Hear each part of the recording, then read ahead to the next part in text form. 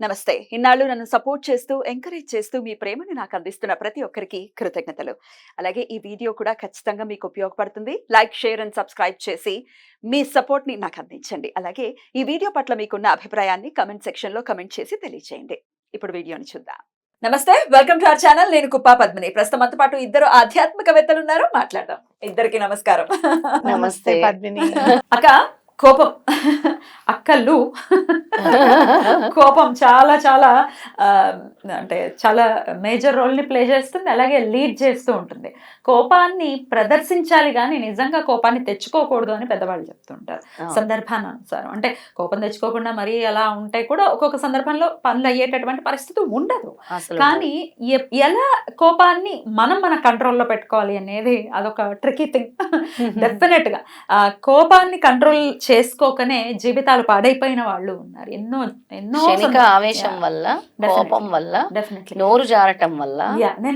నేను ఎవరో చెప్తూ ఉంటే విన్నాను, కొంతమంది క్రిమినల్స్ అప్పటిదాకా జైల్లో ఉన్న వాళ్ళని ఇంటర్వ్యూ చేయడానికి వెళ్తే మేము చాలా మంచి వాళ్ళం అండి, ఆ క్షణికావేశం మీరు అన్నట్టుగా తట్టుకోలేక మేము మర్డర్ చేసాం అంటే కోపమే కదా, దాన్ని తట్టుకోలేక మేము చేసామండి. నిజంగా దాని పర్యవసానం జీవిత పర్యంతం జీవిత ఖైదీగా ఉంటారు కొంతమంది, అనుభవించాల్సి ఉంటుంది. సో అది చిన్న ఇంపాక్ట్ అవనివ్వండి, పెద్ద ఇంపాక్ట్ అవనివ్వండి, కోపానికి ఇంపాక్ట్ అయితే ఉంటుంది. ఎట్లా మరి కంట్రోల్లో పెట్టుకోవాలి అనేది డెఫినెట్గా మనం మాట్లాడుకోవాల్సినటువంటి విషయం. అక్క మీరు న్యూమరాలజిస్ట్ కాబట్టి చక్కటి స్విచ్ బోర్డ్ కూడా మీరు నాకు తెలియజేస్తే తప్పకుండా విల్ బి వెరీ హ్యాపీ. అలాగే గురుదేవుని సాధనలో ప్రత్యేకించి ఉన్నారు కాబట్టి గురువు చెయ్యందంటూ ఏదీ ఉండదు.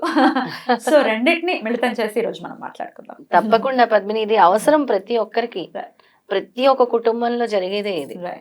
కోపం కోపం కోపం అంటే దాని వల్ల హర్ట్ అవుతారు ఎదుటి వ్యక్తి, దాన్ని బ్యాడ్ కర్మ అంటాం మనం. ఇప్పుడు ఒకరు బాధపడుతూ ఉంటారు, ఒక మాట తూలనాడారు అంటారు కదా, ఆ మాట అనేసిన మాట వెనక్కి తీసుకోలేము. ఆ అనేసినప్పుడు ఎదుటి వాళ్ళు బాధపడతారు కదా, అది చెడు కర్మ, దాన్ని బ్యాడ్ కర్మ అంటారు. మూట కట్టుకోవడమే అని అంటే, అందుకే ఆ క్షణిక ఆవేశం అని అంటాం. ఆ క్షణిక ఆవేశం వల్లే హత్యలు జరుగుతాయి, క్షణిక ఆవేశం వల్లే రేపులు జరుగుతాయి, క్షణిక ఆవేశం వల్లే భార్యాభర్తలు విడిపోతారు, ఆ ఆవేశం వల్లే స్నేహితులు కూడా విడిపోతూ ఉంటారు. ఏదైనా కంట్రోల్ తెచ్చుకోవడమే కదా. ఇప్పుడు ఏం చేయమంటారు మరి?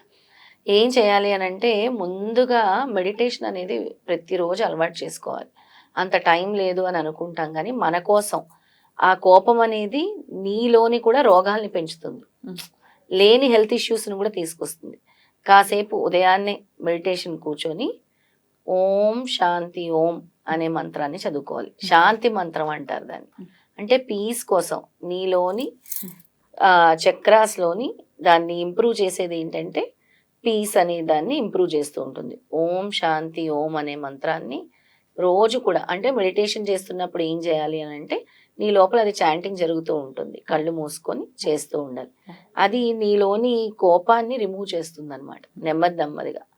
అంటే సాధన చేస్తూ ఉంటే ఓం శాంతి ఓం అని. శ్రవంతి గారు చెప్పిన తర్వాత ఇంకో అసలైన మంత్రం ఉంది, చివరిలో చెప్తాను. తప్పకుండా అక్క. కోపాన్ని మీకు చాలా మంది క్లయింట్స్ డెఫినెట్ గా కాల్స్ చేస్తుంటారు. డెఫినెట్ గా end of the day answer కోపం వల్ల ఇట్లాంటి పర్యవసానాలు ఫేస్ చేస్తూ ఉంటారని మీరు ఎన్నో సందర్భాల్లో చెప్తున్నారు. ఎట్లా హ్యాండిల్ చేయాల్సి ఉంటుంది ఈ కోపాన్ని? ముందు అసలు హ్యాండిల్ చేయకపోతే, మీరు చూడండి సాయిబాబా గారు జీవిత చరిత్ర ఉపాసని బాబా గారు అని మనం చదువుతుంటాం. ఆయనకి ఎంతో చెప్పారు, నువ్వు షిరిడీని వదిలి వెళ్ళకు, నా తర్వాత నా అంతటి వాడు అవుతావు, నువ్వు ఇక్కడ ఉంటే నువ్వు ఉండు అని చెప్పారు బాబా గారు. కానీ ఆయన కోపాన్ని నియంత్రించుకోలేక 6 నెలల్లోనే వెళ్ళిపోతారు.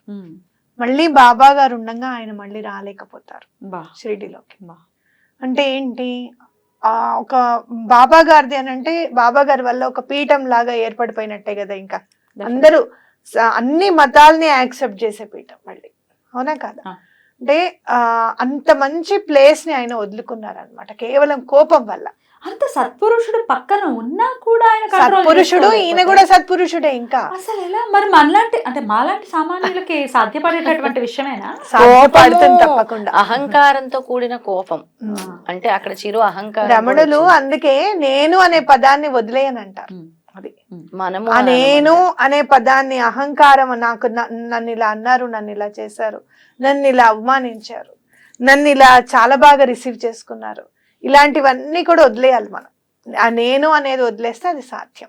అయితే అది ఎలా వస్తుంది, మనం చెప్పడం చాలా ఈజీగా ఉంటుంది. ఇప్పుడు ఎవరన్నా చూడు, ఒక్కొక్కసారి అవమానాలు చాలా పొందాను పద్మిని అని నేను చెప్తూ ఉంటాను.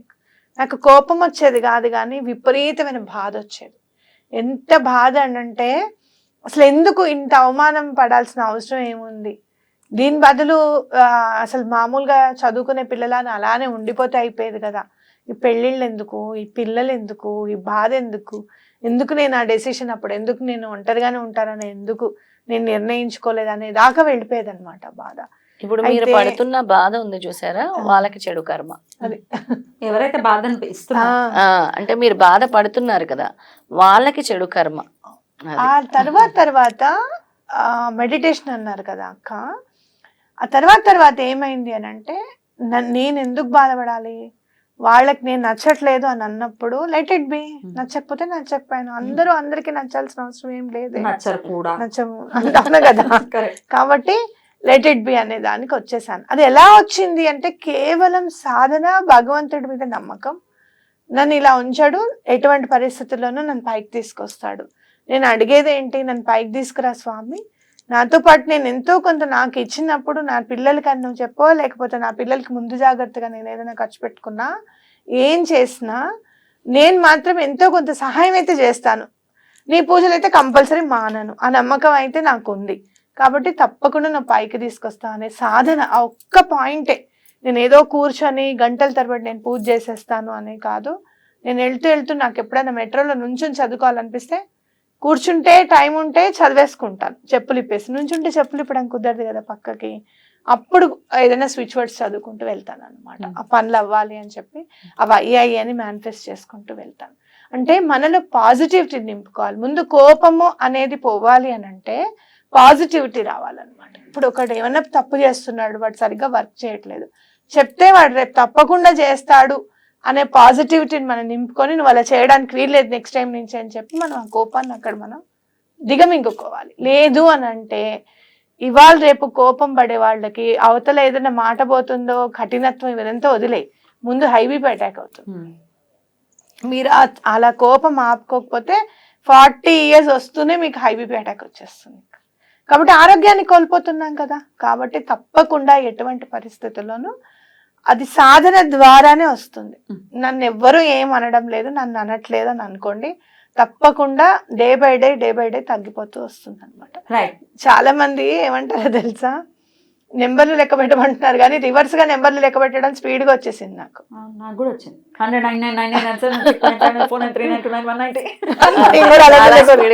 ఏమిటి అది అంటారు,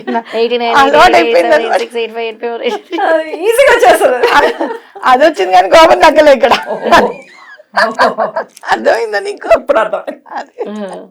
అంటే నెమ్మదిగా నెంబర్లు లెక్క పెట్టు అని అంటే సాధన చెయ్యి అని అర్థం అనమాట. భగవంతుడి మీద నమ్మకం పెట్టుకొని ఎటువంటి పరిస్థితుల్లోనూ మనం నియంత్రణ కోల్పోవద్దు అనేది కనుక మన మైండ్కి చెప్తే ఒక్కసారి హెచ్చరిస్తుంది. మనకి ఒక్కసారి ఇట్లా రాగానే హెచ్చరిస్తుంది అనమాట. హెచ్చరించినప్పుడు మనం స్టాప్ అయిపోవాలి, ఆగిపోవాలి. ఇంకా లేదు అని అంటే దీనివల్ల ఇప్పుడిప్పుడు పెరుగుతున్న తల్లులకు చెప్తున్నాను, పిల్లలు ఎవరైతే పెరుగుతూ ఉంటారో వాళ్ళకి చెప్తున్నా, పిల్లలు దూరం అవుతారు మనకి. అమ్మో ఇది చెప్తే అమ్మ కోపం వస్తుంది అని వాళ్ళకి మైండ్లో పడింది అంటే బయట విషయం ఏది కూడా మనతో డిస్కస్ చేయడానికి భయపడతారు. కాబట్టి అది కంపల్సరీగా తగ్గించుకోవాలి. ఇప్పుడు మనం ఏదైనా స్విచ్ వర్డ్ చెప్పుకోవాలి అనుకుంటే నెక్స్ట్ మనం స్విచ్ వర్డే కదా అడిగేది, క్వశ్చన్ కూడా నేనే అడుగుతాను. అప్పుడప్పుడు నేను మరి ఆన్సర్లు అత్యుత్సాహంతో అడిగేస్తూ ఉంటాను కదా.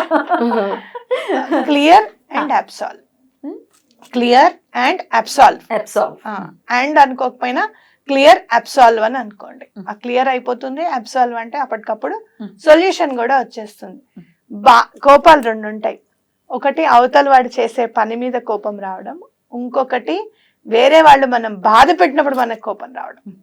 ఇప్పుడు ఎవరైనా ఉన్నారనుకో, వాళ్ళు నన్ను అంటున్నా కూడా నువ్వు కామ్గా ఉన్నావే, నువ్వెందుకు కామ్గా ఉన్నావని వీడి మీద కోపం వస్తుంది మనకి, వాడి మీద రాదు. మొన్న నాకు అలాగే వచ్చింది కోపం. వాడు అంటూ ఉంటే నువ్వు వింటూ ఉంటావా? నాకు వచ్చే కోపం ఇది, వేరే కోపాల్లోకెల్లా బిగ్గెస్ట్ కోపం ఇదే. అలా ఎలా వింటావు నువ్వు అంటే నేనేం చేశాను అని అంటారు. తప్పు, నువ్వు ఆవిడ అలా ఎలా అంటున్నావు అని చెప్పి నువ్వు అనవా, అది ఎంత అవమానం అసలు. అవునా కదా? అది ఆ కోపం కూడా ఒక రకం, కానీ ఈ రెండో రకం కోపాలు మాత్రం ఎక్కువగా వస్తూ ఉంటాయి మనకి. అది ఏమనుకోవాలంటే it shell pass, it shall pass. ఇది ఇది జరిగిపోతూ ఉంటుంది, ఇది అవుతూనే ఉంటుంది, ఏమీ కాదు. తర్వాత ఎటువంటి పరిస్థితుల్లోనూ వాళ్ళని అనకు అనే సందర్భం వస్తుంది, లేదా వాళ్ళు అనకుండా ఉండే సందర్భం అన్నా వస్తుంది. ఇట్ షెల్ పాస్ అని ఇట్ షెల్ పాస్ అని మనం అనకపోతే అక్కడే ఉండిపోతుంది కదా కోపం అనేది. బ్లాకేజ్ బ్లాకేజ్ లాగా. అందుకే you are making it shell pass. It shell pass. రెండు అయితే పద్మిని కొన్ని గ్రహాలు కూడా కారణం అవుతున్నాయి కోపానికి.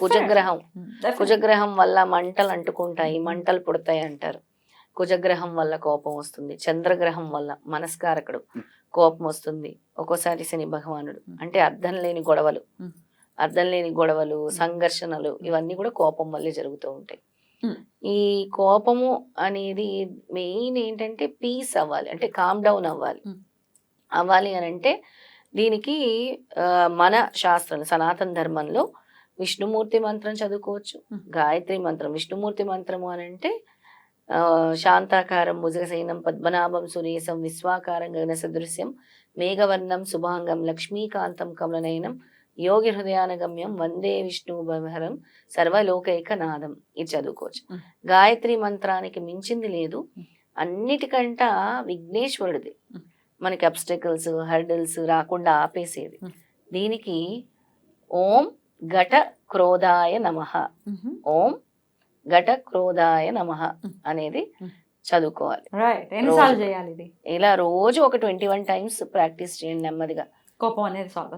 అయితే ఇది కోపం మా వారు ఎక్కువ కోపం ప్రదర్శిస్తున్నారు, ఎక్కువ వచ్చేస్తుంది ఆయన కోపం, లేకపోతే ఇప్పుడు పిల్లలు చూస్తున్నాం మనం, వాళ్ళు ఎక్కువ మరి పాపం కోపం ముందు పుట్టి వాళ్ళ తర్వాత పుడుతున్నారా అన్నంత లెవెల్లో కోపం వస్తుంది. అసలు గొడవలు అనే చెప్తుంటారు పద్మిని. మనకి చాలా మంది చూస్తే మగపిల్లల్ని చూస్తే ఎంత అగ్రెసివ్ గా ఉంటున్నారో మనం చూస్తున్నాం. అప్పుడు పిల్లల మార్పు కోసమో లేకపోతే భార్యో భర్త వీళ్ళ మార్పు కోసం వాళ్ళ తల్లులు కానీ లేకపోతే భార్య భర్త వీళ్ళు చేయొచ్చా? వాళ్ళ పేరు మీద సంకల్పం చెప్పుకొని కోపం తగ్గాలి నా కొడుక్కి, మా వారికి కోపం తగ్గాలి అని సంకల్పం చెప్పుకొని చేసి వాళ్ళ పేరు మీద నెమ్మదిగా వాళ్ళకి కూడా అలవాటు చేస్తే చాలా మంచిది అని చెప్తాను. ఎందుకంటే వాళ్ళ పర్సనల్ వాళ్ళ హెల్త్ కోసము అని చెప్పి చేస్తే చాలా మంచిది. వాళ్ళ ఆరోగ్యం కోసమే కదా ఇప్పుడు. డెఫినెట్లీ చాలా చక్కగా తెలియజేశారు. అటు మంత్రం అవ్వచ్చు, స్విచ్ బోర్డ్ అవ్వచ్చు, పేరే మార్పు రెండు కూడా చాలా బ్యూటిఫుల్గా పనిచేస్తూ ఉంటాయి.